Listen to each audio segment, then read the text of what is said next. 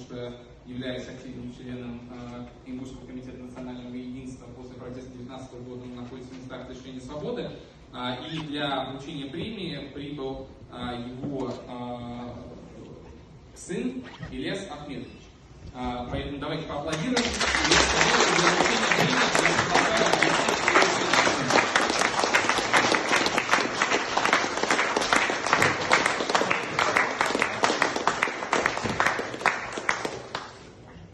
Значит, Ахмед Османович Барахоев, член Ингушского комитета национального единства и один из лидеров протеста. Личность в регионе уважаемая и любимая абсолютным большинством, в том числе и не протестантов. Он стал символом Ингушетии сегодня с точки зрения стойкости и достоинства. В 2019 году, после митинга против соглашения о новых границах с Чечней, Ахмеда Барахоева арестовали на 10 суток, через неделю после митинга. Потом ему вменили статью о нарушении правил проведения митингов, но сразу после течения еще 10 суток ареста, не выпуская из СИЗО, его обвинили в организации применения насилия в отношении представителей власти. В общем, короче говоря, сейчас Ахмеду, кроме статьи о применении насилия, меняют организацию экстремистского сообщества, это до 10 лет лишения свободы. Они с коллегами содержатся под стражей с апреля 2019 года. 17 марта 2021 года в знак несогласия с неправосудным решением суда в отношении одной из политзаключенных Зарифы Саутиевой вместе с остальными фигурантами ингушского дела Барахоев объявил бессрочную голодовку и отказ от выезда на судебное заседание. Мемориал считает Ахмеда Барахоева политическим заключенным. Вот, собственно говоря, все, что я могу по этому поводу сказать. Мне бы очень хотелось, чтобы когда-нибудь у нас появилась возможность реально обнять этого человека и протянуть ему руку, чтобы пожать ее, а не просто делать это на расстоянии, как мы делаем это сегодня.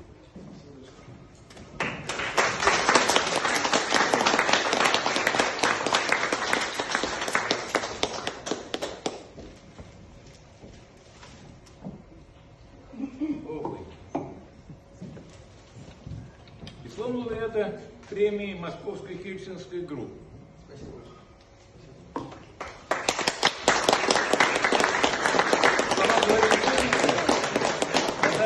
Когда кладите эту штуку на стул,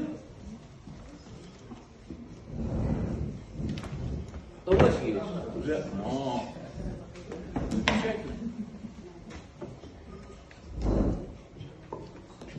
Добрый вечер всем. Мне не просто сейчас стоять здесь, выступать перед вами. От одной мысли, что я представляю здесь своего отца, меня уже охватывает состояние волнения. 3-й год уже идет, как мой отец и остальные активисты ингушского протеста лишены свободы. Неторопливое следствие затянулось на 1,5 года. Потом затягивание передачи дела в суд. На данном этапе рассмотрение самого дела по существу начато еще в ноябре 2020 года и неизвестно, когда закончится. В апреле 2019 года, когда начались массовые аресты, ингушское дело было первым в череде политических демонстративных расправ. Сегодня таких дел множество. По большому счету, все они идут по одному и тому же сценарию.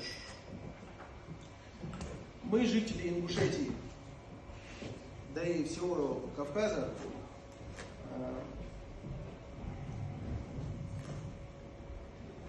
давно живем уже в атмосфере, где человеческая жизнь обесценена, где есть только права сильного, тех, кто в системе. Убийства, похищения людей, пытки, бессудные казни – это наша реальность сегодня. первого процесса, когда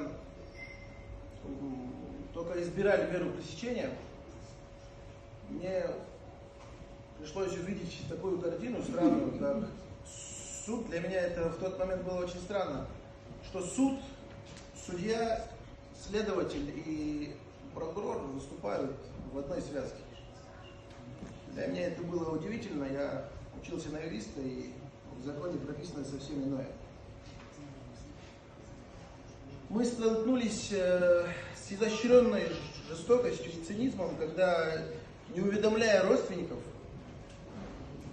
или адвокатов, наших узников разводят по всем разным регионам Северного Кавказа.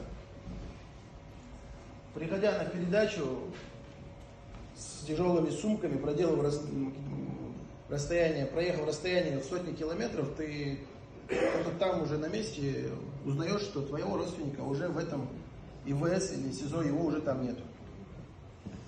И приходится обзванивать всех адвокатов, искать.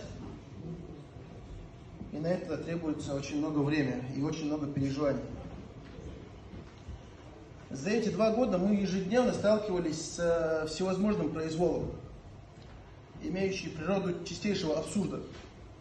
Но каждый день мы были также свидетелями подлинного человеческого благородства. Поддержка общества невероятно сильна. Как бы ни было трудно, мы продолжаем борьбу за наших родственников благодаря такому вниманию со стороны общественных и правозащитных организаций, журналистов, известных людей, да и простых граждан. Мне никогда не забыть, как 3 апреля, в день задержания, после долгих поисков, мы не знали, куда их вывезли, по административной статье их на вертолетах с Ингушетии вывезли в Нальчик. И уже к концу дня только мы узнали, что они находятся в Нальчике, в соседнем регионе. Прибыв к воротам ИВС Нальчика, я увидел, как уже стоят у ворот, поджидают адвокаты, которых организовала правовая инициатива. Это большая поддержка, мы все очень благодарны. Сегодня, к сожалению, мой отец не может быть здесь, по понятным нам причинам. Но я горжусь тем, что мне выпала честь представлять его здесь. И с большим уважением ко всем, кто принял участие в судьбе ингушских узников, передаю вам слова признательности и благодарности моего отца Ахмеда Османовича Барахоева. Уважаемые члены Московской Хельсинской группы, уважаемые гости, когда сюда, в наши застенки, приходит любая добрая весть, это дает надежду. Когда это весть о том, что мы не забыты в своем заточении, это мощнейший сигнал о том, что люди доброй воли ведут борьбу за нас. Когда же тебе внезапно сообщают, что старейшая правозащитная организация награждает тебя премией МХГ, это приводит в некое замешательство. Почему именно я? За что? Я не смогу быть на этой церемонии по понятным причинам. Но я прошу моего сына, наряду с моей благодарностью за принятое вами решение, сообщить вам главное. Надо понимать, что я здесь не один. Все мои товарищи переживают тяжелые лишения, страдают от несправедливости и беззакония. Все мои товарищи ведут себя достойно, как настоящие герои. И каждый из них больше меня достоин этой награды. Здесь нас всего 7, но в целом нас более 50 пострадавших от незаконного уголовного преследования. И что самое страшное, тысячи и тысячи людей, столкнувшихся с несправедливостью и произволом, которым предлагается смириться с этим и не сметь высказывать свое мнение, свою волю, свою принципиальную позицию. вопреки ясным нормам Российской Конституции. Это явление стало, к ужасу моему, повсеместным. Это стало общероссийской бедой. Возьмите любой регион. Один и тот же порочный круг. Беззаконие, мирный протест, волна репрессий. Мы, граждане России, обязаны остановить этот маховик, эту безысходность. Иначе мы, как личность, безвозвратно себя потеряем. И не сможем сохранить Россию как правовое государство. Мне повезло больше других, ведь я, если можно так выразиться, потомственный политзаключенный. Мой отец, светлейший человек, богослов, настоящий герой своего времени, был жестоко и многократно подвергнут репрессиям. Так что пример отца мне показал, что человек должен быть готов к тому, что за свои убеждения можно пострадать. Но главное здесь не дать себя сломить.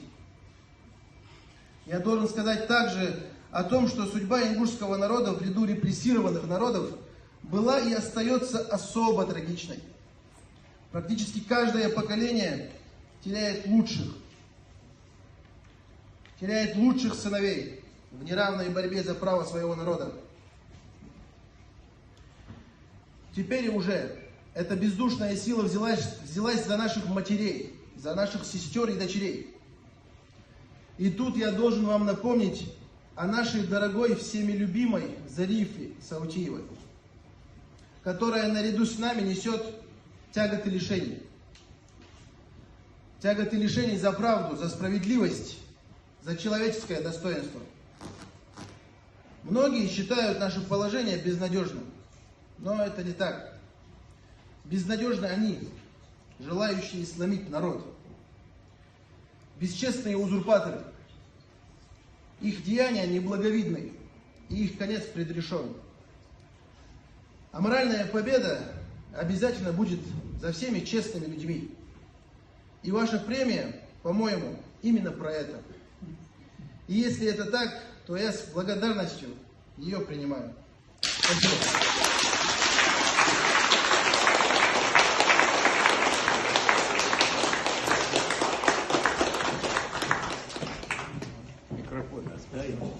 Спасибо большое. От себя я лишь добавлю одну небольшую ремарку, что мне кажется, ингушское дело имеет особое значение, хотя бы потому, что Россия довольно большая и разнообразная страна, и общественное восприятие, особенно вот с таким